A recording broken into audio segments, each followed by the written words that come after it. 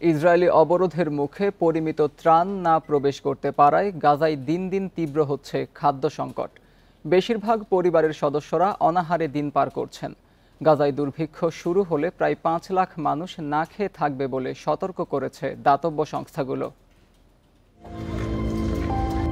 গাজার দের আল বালাতে ছোট্ট একটি তাঁবুতে ৯ সন্তান নিয়ে থাকেন মেরফাত হিজাজি। তাদের সবারই দিন কাটছে না খেয়ে। ছোট্ট তাঁবুতে গিয়ে দেখা যায় শুধুমাত্র হিজাজির সবচেয়ে কম ওজনের সন্তানের জন্য ১ প্যাকেট বাদামের পেস্ট ছাড়া কারো খাবারের জন্য কিছু নেই। আমরা সত্যিই খুব ক্লান্ত। বর্তমান পরিস্থিতি দেখে মনে হচ্ছে এভাবে বেঁচে থাকার চেয়ে মৃত্যু অনেক সহজ।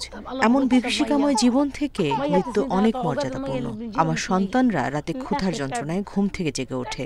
তাদের মুখে কিভাবে খাবার জোটাবো সেই চিন্তায় আমি সারা রাত ঘুমাতে পারি না।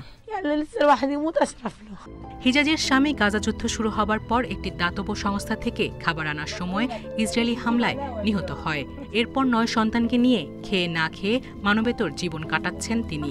বর্তমানে হিজাজির এই অসহায় অবস্থা যেন গাজার প্রতিটি বাস্তুত পরিবারের অবস্থাকেই প্রতিনিধিত্ব করে।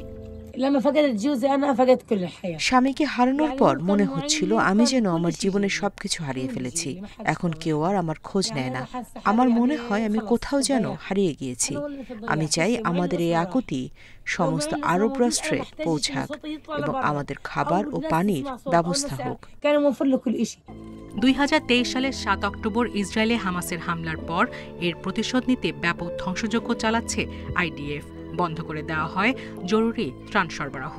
দিনের পর দিন না খেয়ে দিন কাটছে নিরীহ ফিলিস্তিনিদের। তীব্র পুষ্টিহীনতায় নানা রোগে ভুগছে শিশুরা। এই উপত্যকায় বেঁচে থাকাই যেন সবচেয়ে বড় চ্যালেঞ্জ। সায়রা খান, ইন্ডিপেন্ডেন্ট নিউজ।